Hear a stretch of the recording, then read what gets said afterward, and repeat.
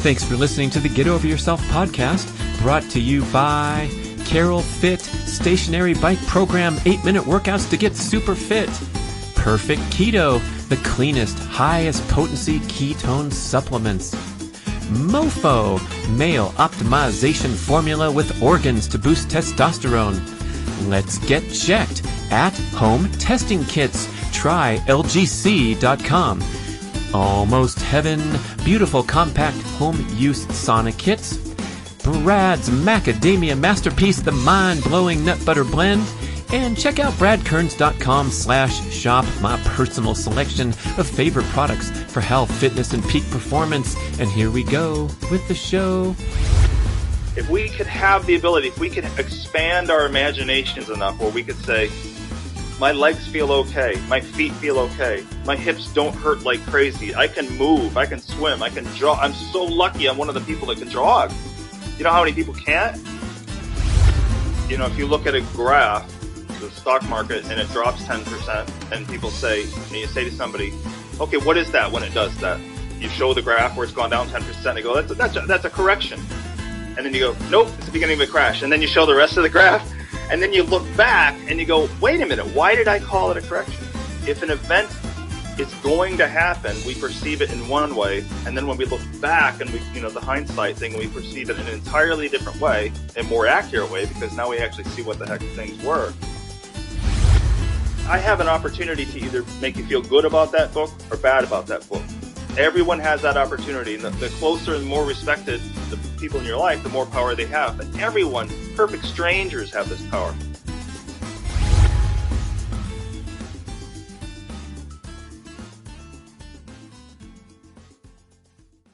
Introducing Let's Get Checked. It's a new company that makes comprehensive health, wellness, and peak performance metabolic testing more convenient than ever.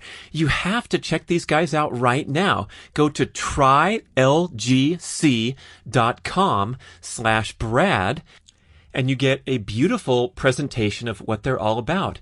And what they do is at-home testing kits. That's right. They send you the kit in the mail to get the fluids they need, whether it's pricking your finger, urine, saliva. You just mail it in.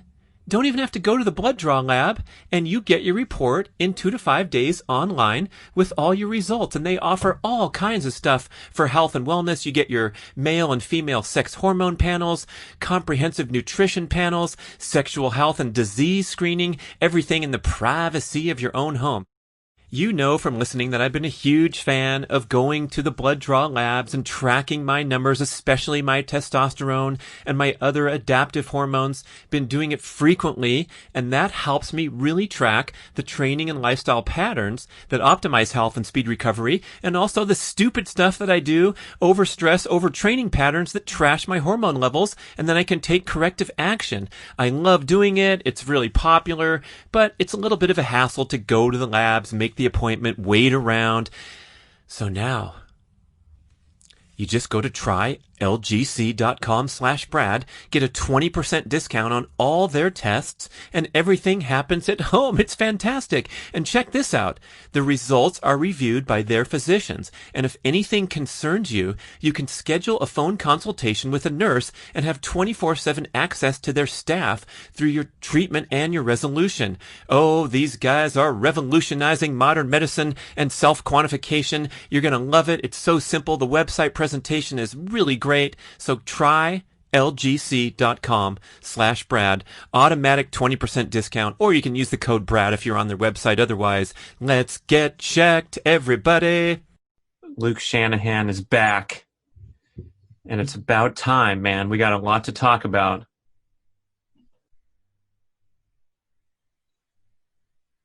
Hello? You hear me? I hear you. Luke Shanahan is back, and it's about time. We got a lot to talk about, man. How's it going over there in Florida?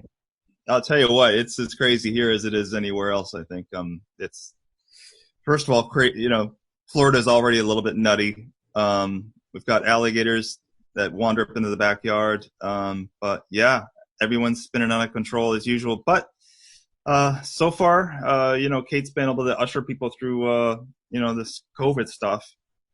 and she's been explaining to me sort of the ins and outs of the science of it and all that. But strange times. So we were thinking, right, you and me, that it'd be a good time to talk about being in a period of transition and what, you can do to make the most use of it, to use it as a plot point, to spin you into a better trajectory than you were before. And we're all in this together.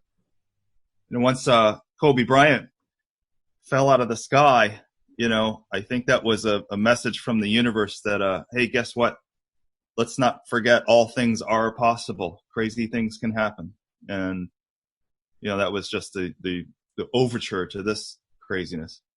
So I think it's a good time to talk about working on what we can work on, as where most of us are locked at home with our partners and with our families, and because of stresses and economic stresses and everything else, possibly at one another's throats more than we would like to be. So we thought, right, Brad? We thought this would be a good time to talk about some of that stuff. Yeah. Yeah, I hope no one's at each other's throats, and I hope we're, looking on the bright side and trying to. I did a little breather show about the positive aspects of the quarantine, the social isolation, because I feel like there's some things in my life that are improved or going better.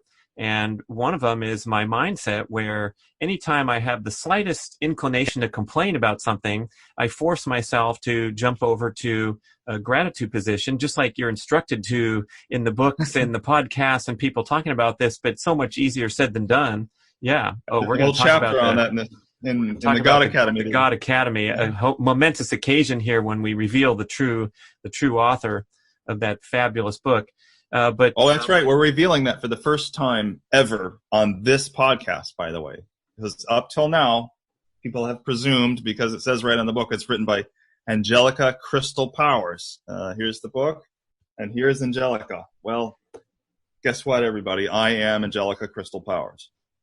So this has been Luke's top secret best-selling book on Amazon. It's been available for many years, but now we're going to highlight it and talk about. I think the intro you gave there, that nice intro, I think a lot of that's covered in the book, so we can kind of make this a personal growth and adjusting to strange times podcast session.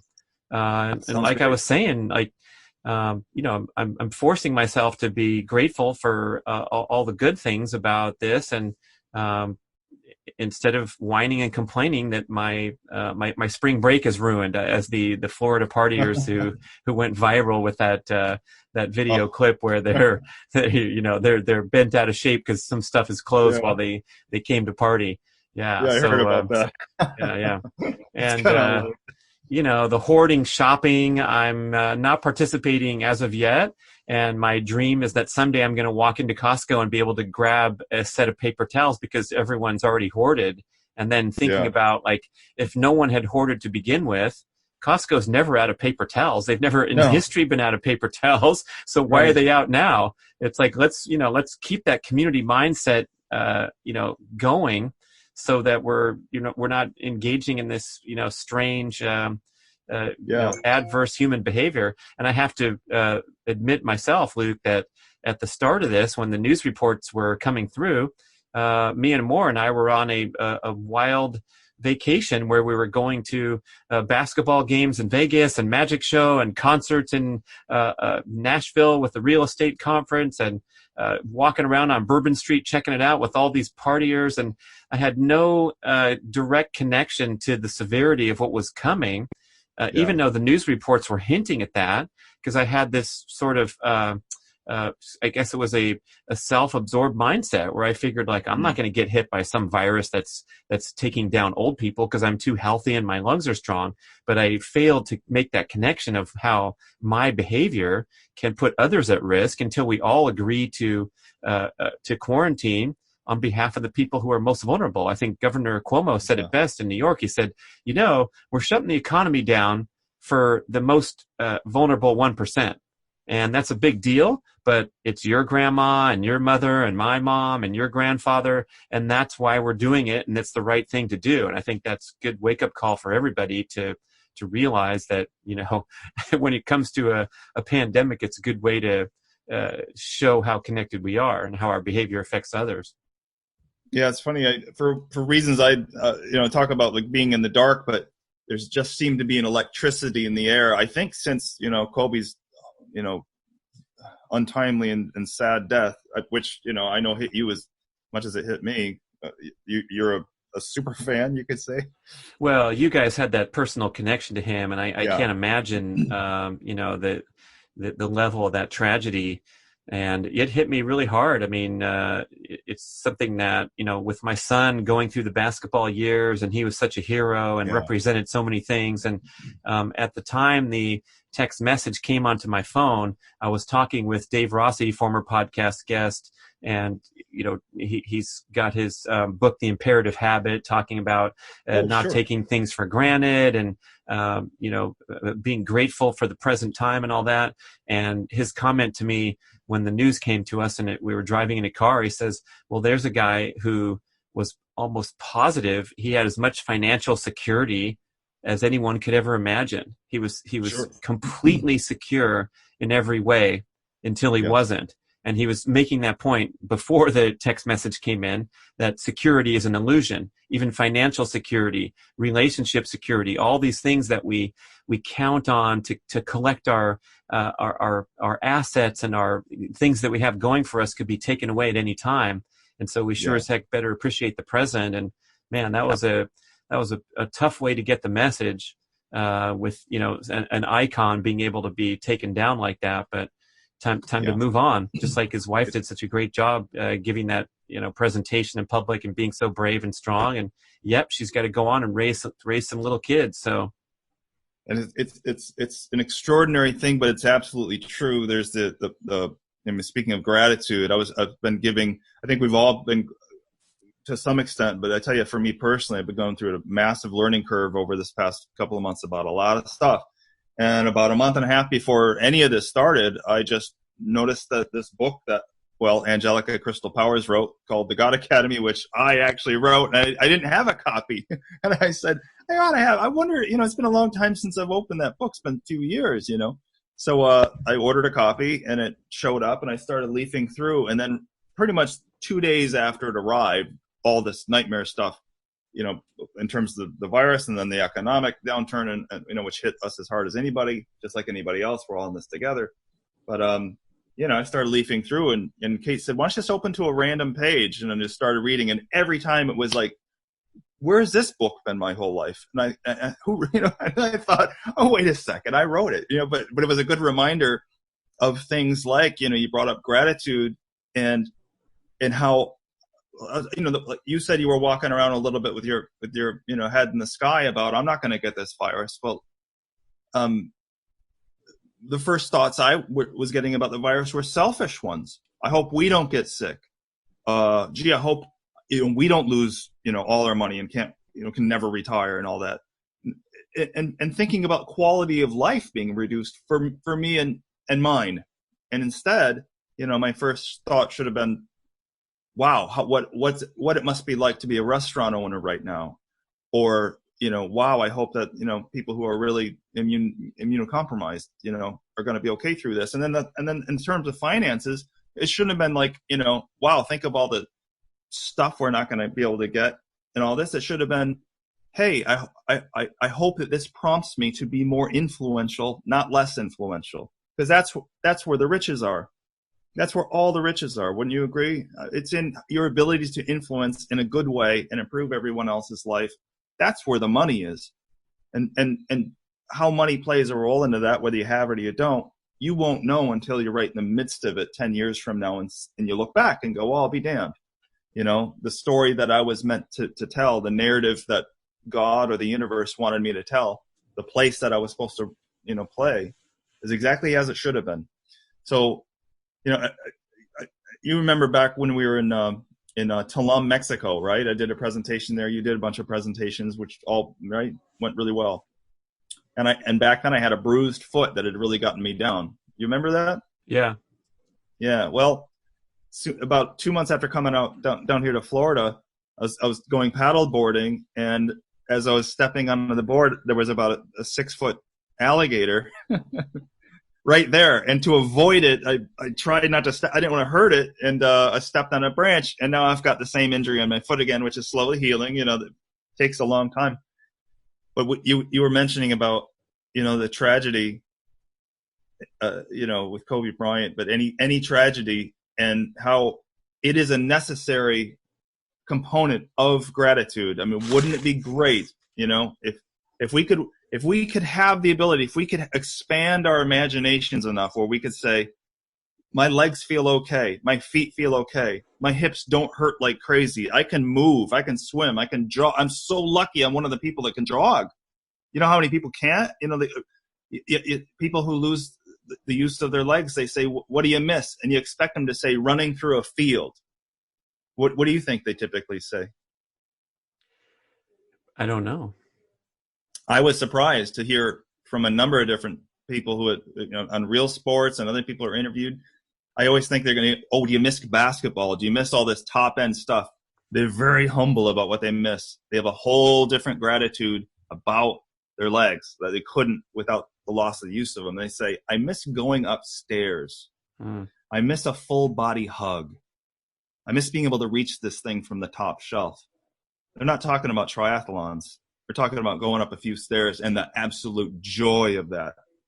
How could you possibly know without having that experience that they've had? How could you'd seem odd to people. If you go up a flight of stairs and you turn to your friend and you go, God, how great was that? And you go, what? We went up a flight of stairs. And they go, are you all right? Did you take something?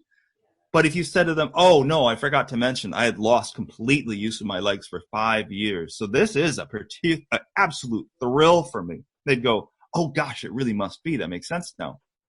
Why do we have to lose the legs first? Why can't we have that? Why can't we have that knowledge, that beautiful gratitude, that deep gratitude, and just carry it around regardless? We have to wait for the tragedy to get it. It seems like for most of us, but and I mean, certainly for me, but I'm really practicing this art of not just like, I'm grateful to have this cookbook, but you really got to imagine, what if it just set up, what if it got lost or stolen? You really got to put yourself in like, no, it could be gone. Like you said, it's in everything, every object, every relationship, any financial security or other kind of security can go by in a flash. And you have to, in order to really fully dive into this deep gratitude thing, I think you really got to have the imagination to imagine what it's like if it were gone, and then really put yourself there and then replace it back in your life and go, oh, lucky me. Yeah, I guess the parents wish the same for teaching the life lessons to their children instead of having everything to be learned the hard way.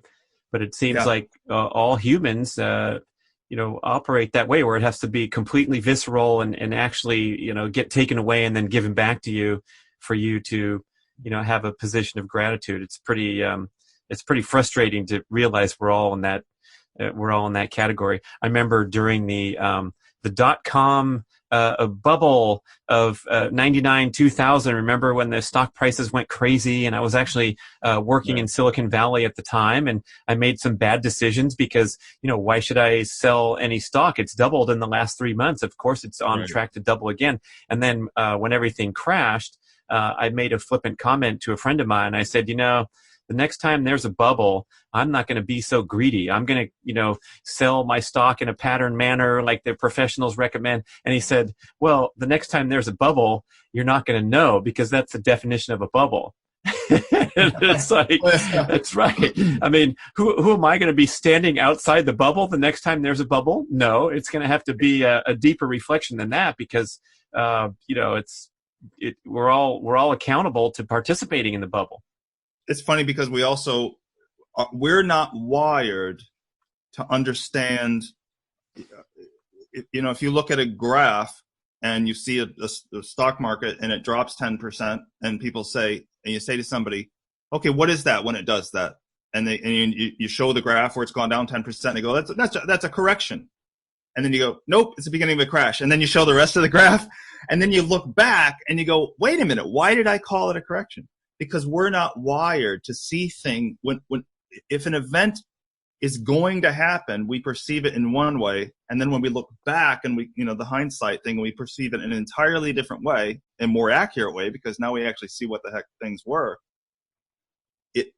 Our brain and our hearts and our mind tend to judge us. We have a lot of self-judgment about, hey, wait a second, how come we didn't see it before the way I see it now? Well, that's the bummer part about being locked in the linearity of time. So give yourself a little bit of a break, right? And everything like this is part of people who don't give themselves, much of a break for any kind of mistake. We were talking about the car crash, and how that's an opportunity. Like say, your partner bangs up the car. And I've been on the wrong end of this, thinking like, what were you thinking? What the heck? Didn't you notice? Didn't you blah, blah, blah? But it's like, if we remember, and this for people who are having financial reversals and really kicking themselves in the pants, here's a little self-healing, and you can do this back and forth with your partner. And one of the things I wanted to talk to you about today was the power that we have over one another and the power that we have in the world that is completely underestimated.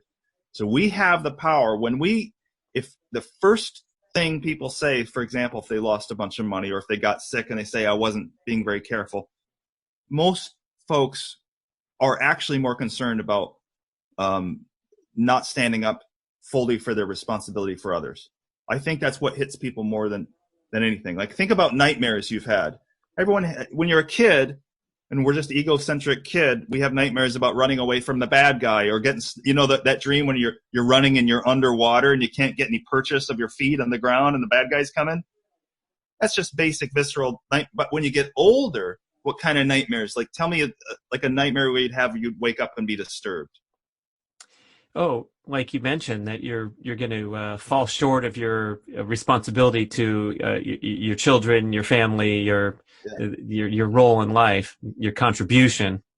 Exactly. So it's the classic showing up and not being prepared for the test. It's the classic, where's my cat? There's a big wave coming and I can't find my cat. There's the classic, I'm supposed to be doing something and I'm confused and I don't know what that thing is. For most caring, thinking adults, and most of us are real emotional, plus or negative charge stems from how we feel judged and how we judge ourselves and how others judge us. So that we can give, and once we acknowledge that, that means literally, if I banged up my car driving to give a talk to 1,000 people, and Kate's in the car and I get a little fender bender, and I'm expecting, of course, Kate to say, well, that's just great. We can't afford that. Thanks. I was able to have this car nice for 3 years, and then you got a hold of it, and now look at it. But if she said, I've always wanted a ding in the car, and then I show up and I tell the story to the audience, and they love it, and they go, good for you, and I really believe it, we have the power to say to anybody who is prepared to be shamed or is open to be shamed or to be what I call prided, and we can completely reframe anything that happens in life. So if somebody says, look, you're doing your best, you made the smart choices, we did everything we could to avoid this virus, and now we have it, and there it is. And you don't have to lay that shame on the other person. You can actually take it as an opportunity to elevate the experience as being part of the larger narrative story of their life. It's like, hey, we'll see where this takes us. And I've really been practicing that pretty well this month. I've had times in my life when I haven't, but I'm glad I ordered this book, because it reminded me we have incredible power about how we make people feel. Like we were talking about this book that you're working on doing, right? You've brought this up on the podcast. A book about cold exposure, the benefits of cold exposure and how to do it. Yeah. So let's just use this as an example. If I have an opportunity to either make you feel good about that book or bad about that book.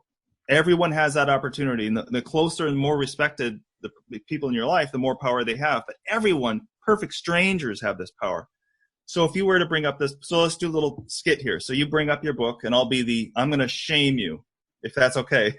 None of this is real. I'm just for display purposes only.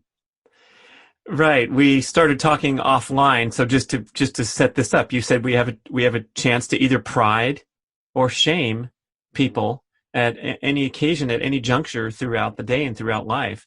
And it seems like the story you mentioned, we're more inclined to kind of throw the barbs out instead of start from that point of seeing how you can dispense good energy around. We seem to kind of react really quickly and get into this who done it thing. Happens in relationships and happens in families among close people in your life.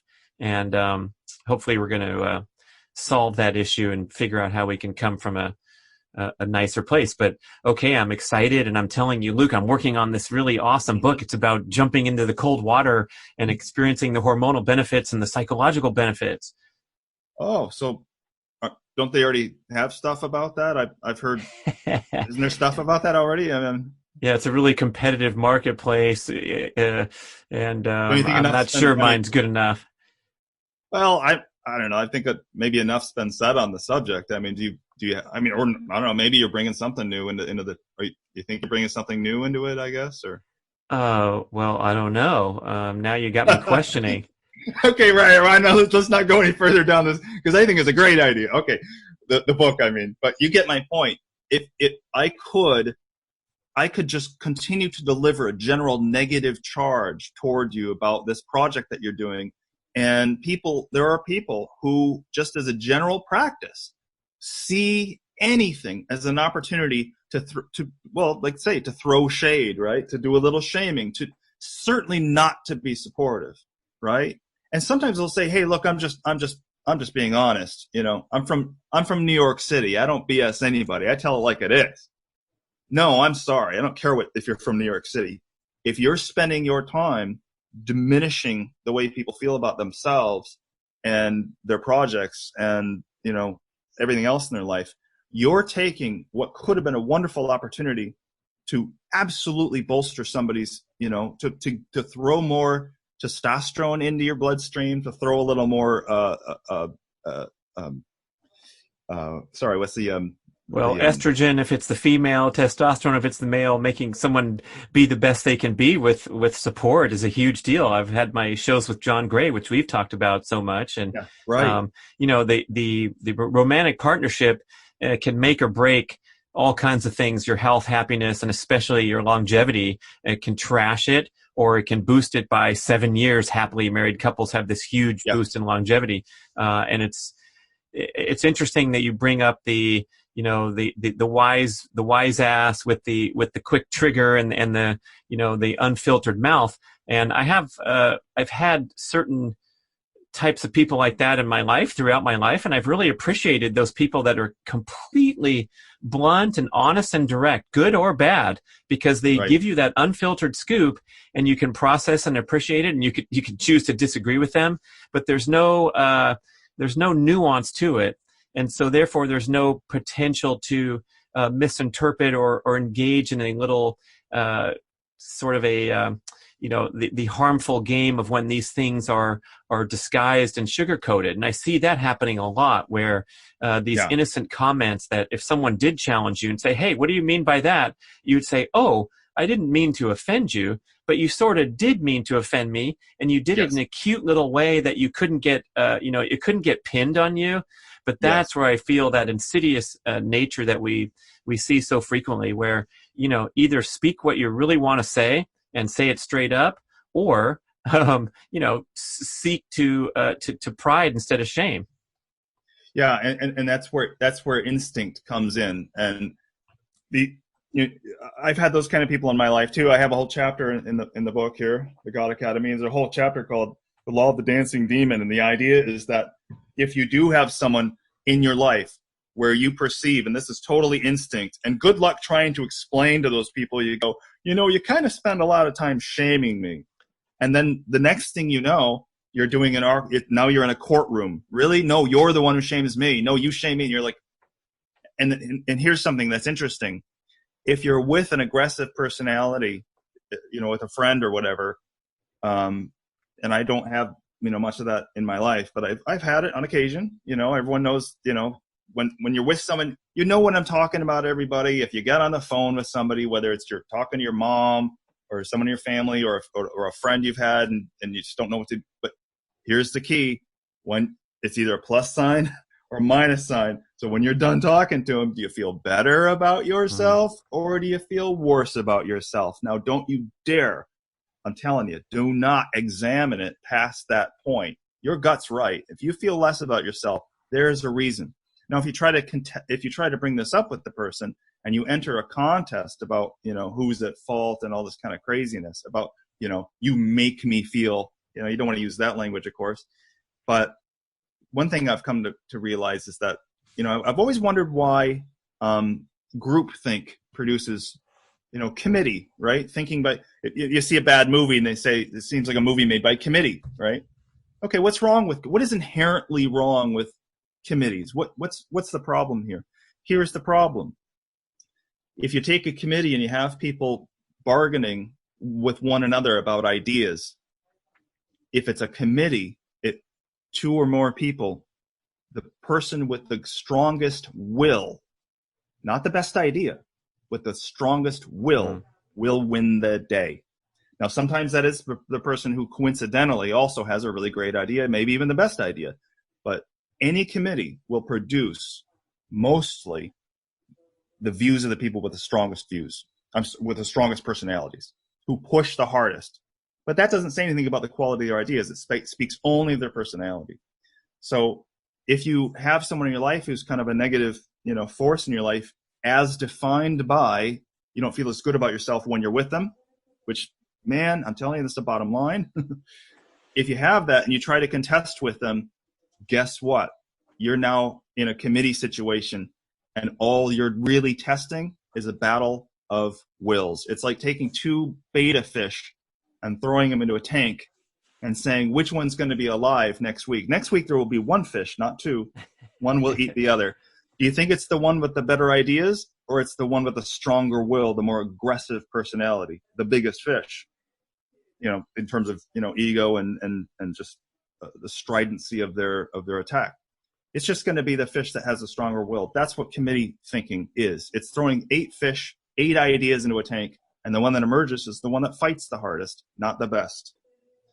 So with those people, what I say in the chapter, though, when you have people like that in your life, if they've been in your life for a while, it's almost certainly a time if they're there and you're like, God, why can't I get rid of this toxic person in my life, this toxic friendship or whatever? A lot of times they're there to teach you something. And a lot of times it's, if you find yourself saying to them, well, here's the deal, I will not be spoken to in that tone. Or I don't like it when you continually degrade every time I say I have a project. I'm not hearing a lot of, way to go, a lot of times it's just to remind you about, the primacy of protecting your own self-respect. So even those kinds of people in your life have something to teach you. And then once you've really learned it, you're not angry at them anymore. You can just move along.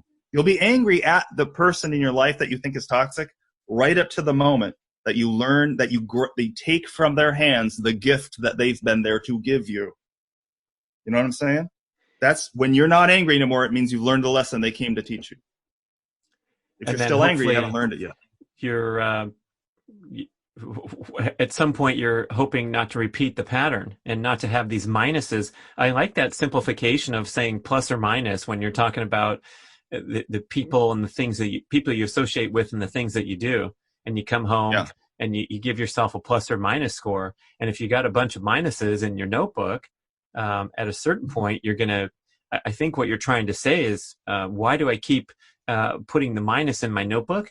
And maybe there's a reason, and in this time in your life and this journey that you're on, you have to learn these lessons. But boy, that's a tough way to go. Just like we talked about earlier, why can't we learn from, a concept instead of having to wade through it and learn the hard lessons ourselves? If you're writing too many minuses in your book, you got to change the dynamic of these relationships or move on in many cases. And we tend to over-examine, we tend to think that we have so much control that if we examine it enough, we can tinker, we can take a screwdriver and turn a screw about an eighth of a turn and recalibrate the relationship such that it's not hurtful to us anymore. But the bottom line is if it's minus sign, minus sign, minus sign. And this is so, think about this. Think of it in terms of cinema, right? In a movie, what defines a scene or a sequence? Like what makes a movie grab us and keep us, the roller coaster ride? What makes it fun? Tell Well, me. the characters have to In terms arc. of plot, yeah. Right. The characters have to evolve over time. They have to face challenges and then overcome them. And that's kind of what we relate to in a good movie. So let's talk about a challenge in a movie, right? So let's say the challenge is that a detective needs to find some clue, any clue, to give him a lead to who the murderer is, right? So he's frustrated, but then what does the writer give you after that? A breakthrough and some hope and some inspiration. Yeah. Okay, that's a plus sign. Now, plus sign is, oh, good news. There's a clue. Great. Then what does the writer give you? Conflict, dramatic conflict has to Negative have that. sign. Right. Negative sign. Things are going good. Things are going bad. Look at any of these, super popular TV shows, Breaking Bad, Sopranos, Silicon Valley, Entourage, any of them. What you'll see is a pattern of just reversal. Things are going great. Now things are going bad. Things are going great. Now things are going bad. So those reversals that spin you into a negative or a positive charge are the stuff of life. Stories mimic the way life works, right? So you take those reversals around, you don't have a story anymore. So if you think of yourself as being, the main character of your own narrative, when we have these crazy things happening, if you think of it just in terms of wanting to be in a state of constant gain, constant security, constant advancement, constant social and economic advancement, for example, okay, could make for a pretty comfortable life. Doesn't make for a very good story. That's a Oh, boring mercy. story. Now you're So kind if of you live your freaking. life, Yeah. so, if it's a story, you got to decide: do you want it to be an interesting story, or the one where someone was born and everything went fine and then they died? Yeah, you're kind of Take your freaking pick. me out, man. We're kind of, because we're compelled to live our lives like a movie and bring this drama and bring these setbacks into position so that we can have something to fight against and maintain our own interest, I guess. And that's a little disturbing because that means that we're inviting relationship drama, relationship conflict. We're self-sabotaging so that we can have a setback to battle against and feel whole again. And when it comes to real life, I don't know. I'd probably vote. I'd raise my hand and say, yeah, I'd like less drama, fewer setbacks, and more Sure. prosperity and good times and happiness. And I don't really want to learn from all these struggles, but we seem to, if we, Seems the reasonable thing to say, doesn't it? Yeah, but I mean, if we all were really honest and admit this, we've all done this, and that includes, picking a petty conflict at the end of a long, great family vacation or whatnot. People just get off kilter a little bit, and try to get that electrical charge going rather than peace and tranquility at all the time. Well, it's unfortunate. There are many people who sense that they want their lives story to be more dramatic. That they are everyone's known somebody, a whirlwind kind of person, and I come from poor, very poor, very difficult upbringing, Clinton, Iowa, and I know looking around there are people who create drama for drama's sake, and we think that they're doing it because often they're narcissistic and they want all attention to be put on them, or maybe they're just lost. But a lot of times they feel there's no plot point in my life. Every day is the same as the last. Do you remember the movie Groundhog Day? Yes. How would you describe that plot? The guy's stuck in a repeating pattern due to whatever magical forces with the groundhog in the town, and so he wakes up every day, and he's the only one that realizes he's in the pattern. Everyone else is just living the same life every single day. Right. So he's stuck in this pattern of living the same life every day. Yes. Yeah. Okay. What if I was to propose to you that it's exactly the opposite, and that's why it's a great movie? See, the way people mostly feel in their daily lives is, most unhappy people, is they say every day is like the day before. There's no plot point. They hate it when they hear, hey, it's like life. You get out of it what you put into it. And they go, not me, not me. It's the same day all the time. Groundhog Day is the kind of life we want to have. It's the opposite. Before he entered that Pizzicani town or whatever it was called, before that, he was just a run-of-the-mill, average weathercaster, hitting, in a CAD, hitting on every woman around him. Kind of a jerk. Every day for him was the same. So he was on rails, man. Once he entered that town, every day he woke up, once he realized, oh, I'm stuck in a pattern here, every day he learned something new. Every day he made a slight change. He made a slight advancement toward his goal, which was not self-preservation. It was not money. It was get the girl. That's all he cared about. And every day was slightly different, slightly better. He worked at it. He took piano lessons and became an expert pianist, right? He became a medical expert. He learned about everybody in the town. He learned French poetry, for God's sakes. This is a man who's every day changing, which means every day that he woke up was a new day. Yeah, it was the same song every day, right? I got you, babe. But everything else advanced. And that's how life should feel. It should feel like Groundhog Day. And when people don't have that, they look for plot points. You get what I'm saying? Yeah. That's what for him every day felt like a plot point. So he was happy. He had a goal, and every day spun him into a slightly different trajectory. So every day was different than the one that followed. So that's why it's a brilliant movie, by the way.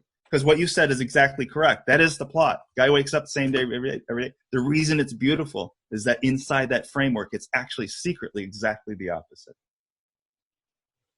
And so when we have these kinds of reversals like a lot of us are having right now, okay, baby, that's a plot point. That counts. Now, if people were not financially hurt, if they don't have people who are sick, if their job is not affected, if you're a restaurant, I shouldn't say, I'm sorry, if you're in a business where this is just something you're kind of watching from a safe remove, okay, lucky you, but you don't get the plot point. You don't get a chance to spin your life into a different trajectory. There's a line out of Bill Merwin, William S. Merwin, possibly our greatest living American poet of the past 50 years. And the line is this: you that lose nothing, know nothing. And like we said before, you can't know the miracle. Remember Shakespeare where he says, what a piece of work is a man. And he's looking at the absolute miracle of the human hand. Anyone's seen the Dawn Wall? You want to know somebody knows how miraculous a hand is? Talk to that guy who cut his finger off. For him, he realized, oh my God, every single finger on your hand is its own independent miracle. And that's why he grieved it. But what did he do? The next order of business for him to say, God, my whole body's a miracle. And he had a whole new drive, a whole new appreciation to go take that wall. And he did. But you can't know what a miracle your hand is just by shaking it around and feeling all the, the thousands of little intricate structures inside. You get in a motorcycle accident and rip your transverse metacarpal ligament, and you can't use your hand for 2 years. You go, my God, what a thing this thing is. But you need that reversal in order to take that knowledge in and really own it. And so any reversal that you feel, think of it as a plot point in the narrative. It's going to be, you got tough times, but your life is a better show. It's a more interesting narrative now. Or I guess, like you were talking about earlier, even the idea of a reversal, or to, consider the idea of not being able to use your legs. Maybe you'll have a different appreciation for ascending the staircase rather than walking around taking everything for granted. Bruce Lipton's book, Biology of Belief, he says we're Right. 95% of the time operating from flawed subconscious programming. So we're living our lives just Yes. in sort of a robotic mode where we're not Yes. conscious, and therefore, less capable of appreciating the moment and the experience, and not judging, and getting out of that FOMO mindset, fear of missing out, all Right. those kind of things that we're most of the time engaged in. The brain science shows that 96% of our thoughts are identical to yesterday's, and Hmm. 80% of those thoughts are negative. Right. So, we're waking up, and guess who's helping us along this journey is the media and the distortion of reality that's, designed to elicit our fears and anxieties, because that's what sells and that's what the machine wants. And so, we're waking up every day looking at a new, life-changing headline with news about the outbreak and all these kind of things, and we're going into negative mindset, and we're repeating the same thoughts and same patterns. So I guess you've kind of covered a lot of the content of the God Academy, but if you want to dip in to kind of frame it, whatever we haven't covered, and also tell me kind of the opening premise of writing this book, which was sort of a parody, and it was written by a different author, and it was making fun of kind of what we see in that realm, but kind of set the tone a little bit for that. Sure. Yeah, thanks for asking. I hope people have, here's the book, God Academy. And well, it kind of happened like this. I was teaching at the University of Hawaii in Kauai, pre-tenure track. Great job, great kids. The first I'd open up the class, a lot of the kids, their English would not be, the best by by mainland English standards, but they spoke English, but they also spoke Pidgin. That's two languages. So I'd start the class and saying, our first lesson's going to be a lesson for me. I need an assignment that you need me to write in Pidgin. And they'd give me an assignment. And they said, well, you have to write one peppa, professor. I'm like, yeah, you're going to, and then I'd do my best. I'd do my homework, go in the next day, sit on the floor, which was deliberate, and have them correct me and mock me for how awful my Pidgin was, all the errors I was making. So it was those kinds of things that got me a reputation as a different kind of teacher. And over time, faculty and students and all this, I kind of got a reputation as somebody people could just go talk to. And a lot of kids are going through some really rough stuff. They're kids with, have just been recently diagnosed with, HIV, and other ones who are getting beat up at home. Others are working 6 jobs and haven't slept, and they're, have to take speed to stay awake, and all kinds of interpersonal stuff. And teachers would come with students who were having troubles and ask me for advice sometimes. And I got better at it. And I was teaching simultaneously a lot of comparative mythology, and English literature. And there was a lot of lessons in there. Of course, I would naturally just draw from those in order to try to help people out. So over the years, I just, got into this mode. I didn't charge anybody anything. I just became this kind of go-to source. And I really enjoyed it. I like being helpful. And so later, Kate and I moved to New Hampshire, and I said, I should kind of take some of these lessons and put them in a book. But like you said, it was a little bit of a kick in the pants to the Secret specifically, because I'd read that, and everyone in California and Hawaii was, you got to read The Secret.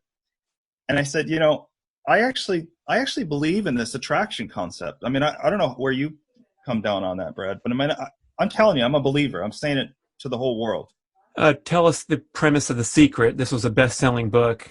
Yes. So the central idea, the core concept, is that they don't put it this way, but I put it this way, is that every thought you have is in fact a prayer. There's no such thing as a thought. It's a prayer. And out it goes. And different people have maybe, are on a different scale of how true this is for them. But for me, the thoughts I have do come true. Sometimes when I don't want them to. But as a scientist, I can't ignore the evidence that's right in front of me. And this has been the case my whole life. And I've had to try, and I've tried to train. This is part of the book, the God Academy. I talk about the benefits of lucid dreaming. A lucid dream, as you know, is a dream where you wake up inside the dream in the sense that you can go, oh, I'm dreaming. This is a dream. And then you can start to control the dream. Oh, I think I'll try flying. I'll do this. I'll reset the stage. Now I'm in the Taj Mahal. It's my mind. And that experience of a lucid dream reminds you that, as they say, life is but a dream. It's true. And it's not a truth that you can prove on a blackboard, but it's a truth that a lot of people have in a moment of epiphany. And once you get that, you're stuck with it, man. You can't get rid of it. It's a thorn in your soul, but a good one, because it's always prodding you, reminding you, hold it. Don't get too angry at this. Don't get too attached to that. This thing's a dream. It's not a put on. It's as real as anything gets, but it's a dream. My personal belief is that I said in the God Academy, many times in the final chapter, I said, look, realize you are God. And I try to define what that means. You are God.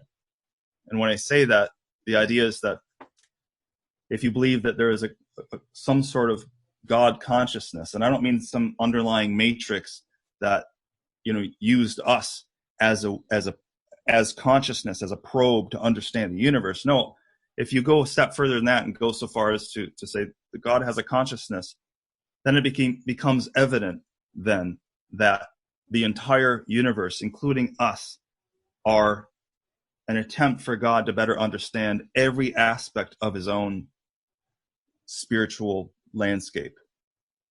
It means we are all probes, like tendrils of a plant reaching out to taste all the minerals of the dirt within 100 miles.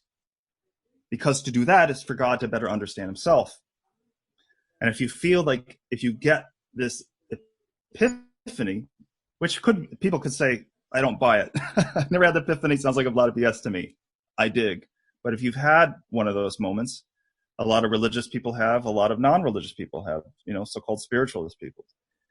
Just regular people go, oh, I get it.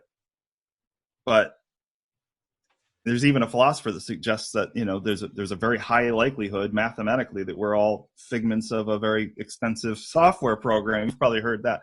But the idea being that if you believe that there's, more to this, to our philosophy, that more to the world than is dreamt of in our philosophy, then this idea of attraction suggests that thoughts are things. I think of them as prayers, and that they can, in fact, if they're powerful, bring about those events. Now, begs the question, what if two people have a very, very strong thought and they're attracting incompatible realities, right? I mean, that's a simple scientific question. That's a reasonable retort. I would say the answer to that is that the life we're living right now, the thing that connects us all together, is that we are all in the midst of a collision of provisional realities, each reality being spontaneously created by each of us and living in a kind of concordat agreement with one another. But they're always like a super collider. They're always banging into each other, setting each other's trajectories in different directions. This mass collision of provisional realities that we're all dreaming up with our thoughts is what we call the daily life. And within that context, you realize, if you start to notice it, that yes, we do bring about realities. So that's one of the main concepts of my book as well. One of the key differences between my book, God Academy, and The Secret is that I don't think that thinking about cars and big houses and making as much money as possible is the end game. And I think there's a much, much bigger picture afoot, and you really miss the boat if you don't see that. So I see this as sort of, that's why I call it a master class. It's okay if you had the grade school version of this concept, step up and get your PhD. So most people are familiar with this law of attraction, and manifesting wealth has become a popular concept, popular topic.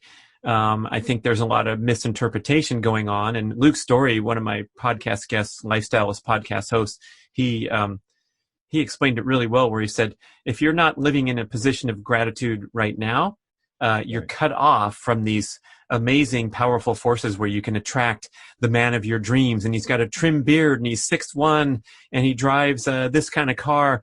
All these Right. things that people claim are so powerful and so true and work for them as they live in their house on top of the hill. And you do a good job making fun of that, all that nonsense in the book. Right. But the powers of manifestation, I'm starting to pay more attention to them, and I appreciate the concept very, very much so. But the way Luke prefaced it was great, because he said, if you're not in that position of gratitude right now and grateful for what you have and who you are and where you are, then you're cut off from these forces and powers. And if you're thinking that manifesting something and bringing it in is then going to make you happy, content, and balanced and all that, you're completely missing the point. So that was a good setup for the people that scoff at first notion that you manifested this car because you dreamed about it. And I think you're still on that same wavelength too, where you're kind of ridiculing the misinterpretation of these concepts and going deeper. Absolutely. And most definitions that you'll find in a book like The Secret, I find those definitions so narrow as to be as destructive as sunlight through a magnifying glass, aimed at some, at a balsa wood house. It's a nice entry point idea, but it sets the larger point aflame. It loses the plot. Give you an example. When people think about people need a smaller ego, right? You have a big ego. You have a small ego. Forget size of ego, nature of ego. The first chapter in the book, Law of Ego, talks about expanding your ego to encompass all things. And there's a word for that, by the way, how the fact that you are not just you are everything that you touch and influence. It's called influence. And that's the actual you. The physical body that goes around influencing thing, that's the probe. That's just the vehicle that you use to walk around and influence.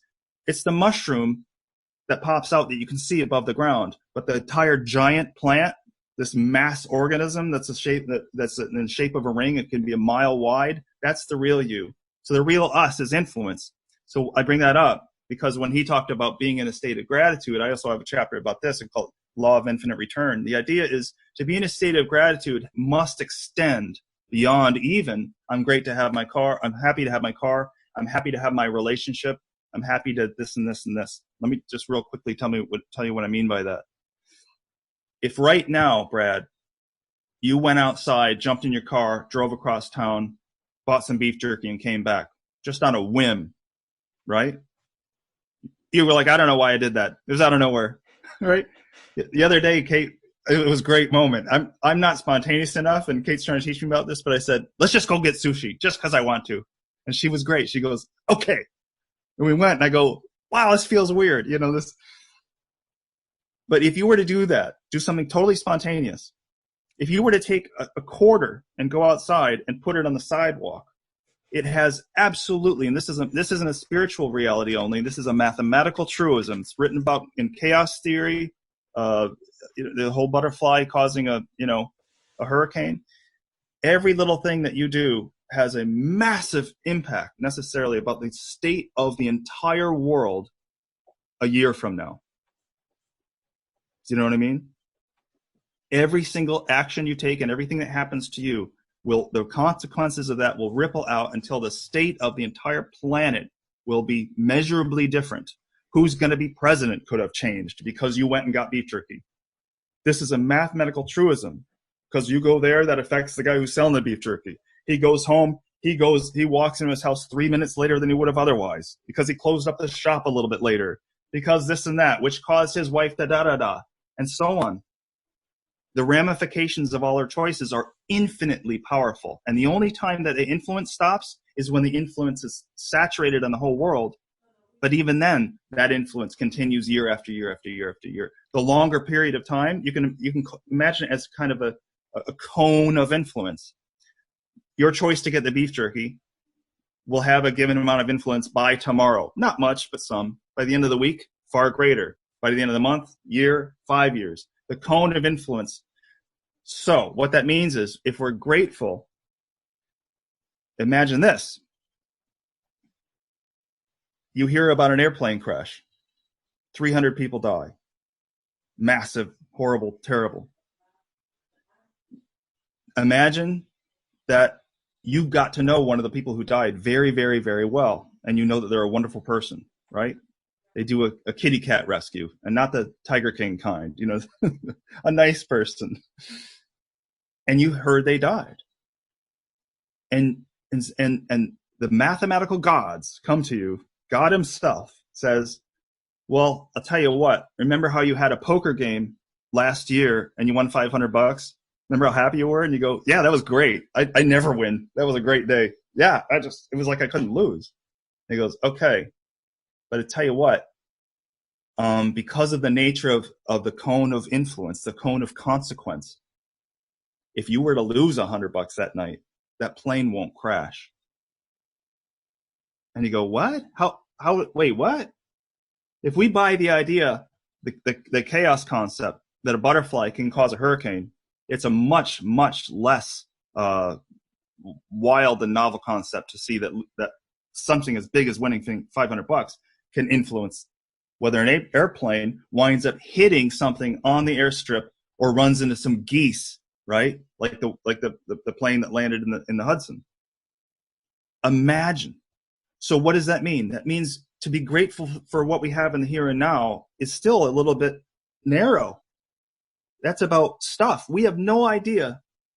You know, if you say you're grateful for your car and then you get in a car crash, you can't be too grateful or ungrateful about the car even, because you have to consider this. I don't know if this is going to save 100 or 1,000 or 10,000 lives in a year or if it won't. I'll never know. That's just the nature of life. But what I do know is me being in a small car crash, thankfully nobody got hurt, but that is going to have massive influence down the road.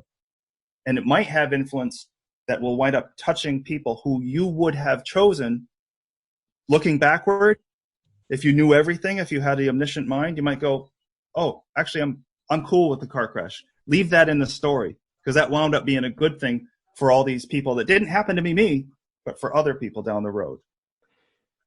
That's heavy, man. It's tough to get your head around it. But if you can live your life in that manner, thinking that your impact is massive and has this massive ripple effect, it's possibly a very good way to go. And to be more thoughtful and deliberate and more kind and try to pride instead of shame and all those things. Right. When, like you said it, and it totally undermines the idea that security is real, that our control is real, that things are real.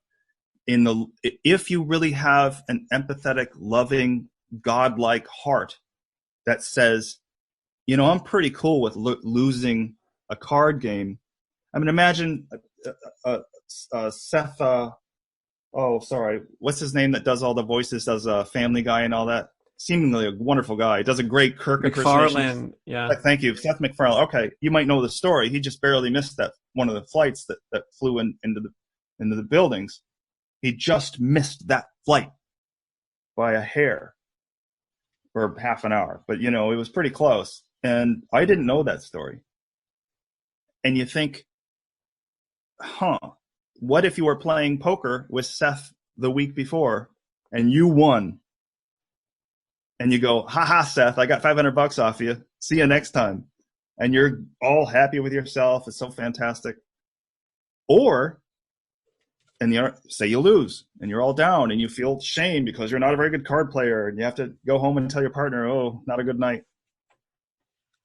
You can't know if that was a good thing until a week later where Seth goes, it's funny because after let's say that you took his $500 and he goes, I was kind of upset because I like to think of myself as a good card player. And I stayed up till 2 a.m. just feeling like a total boob. And I've been sleeping. And that kind of set me for the whole week. I've been sleeping too late. And then on the day for the flight, I woke up a little bit late, missed the flight.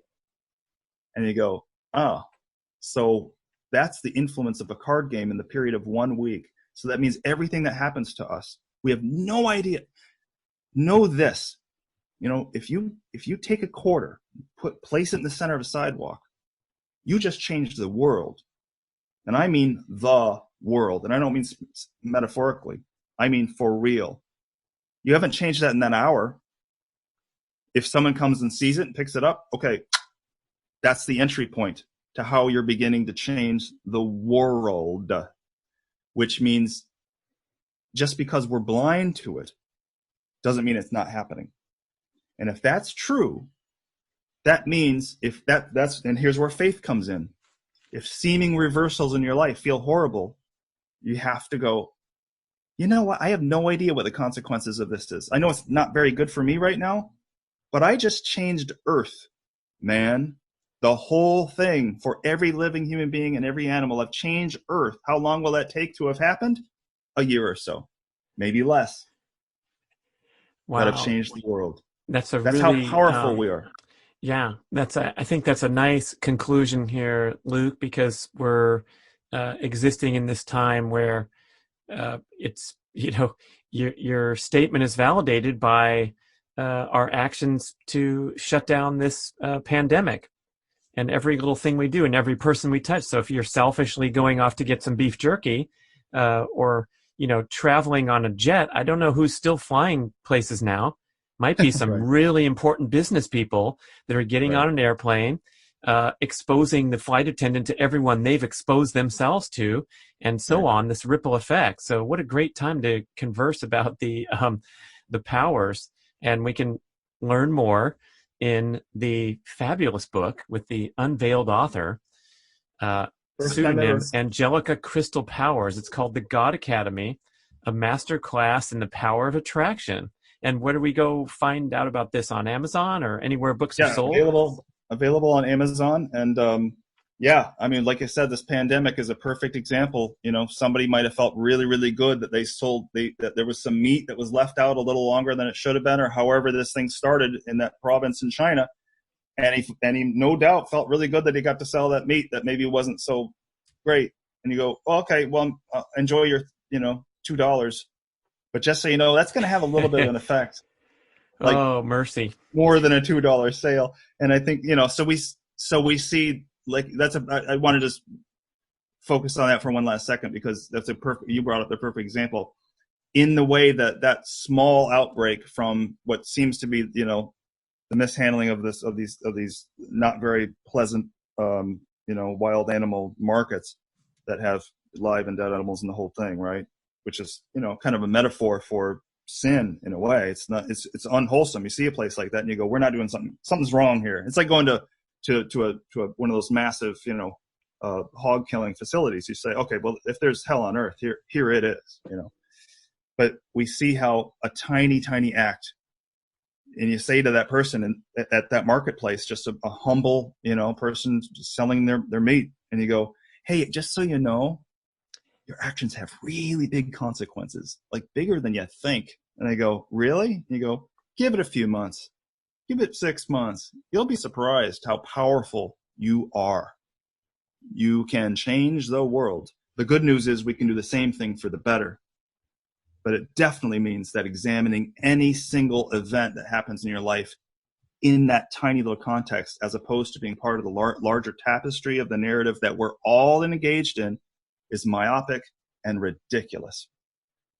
So keep changing the world, and don't judge yourself too much, because you don't know what the consequences of your actions are. Move in faith, move with love, do your best, and that's it. Luke Shanahan, love it. Thank you for joining us. Good stuff, man. Thanks. It's always great to talk. We'll check back in we'll check back in a year and discover the ripple effect of this here podcast. Hey, that's no joke, man. We'll see.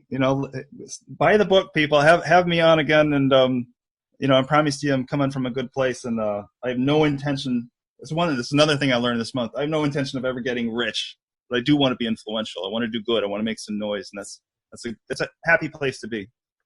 Da, da, da, da, da, da, da, da, da.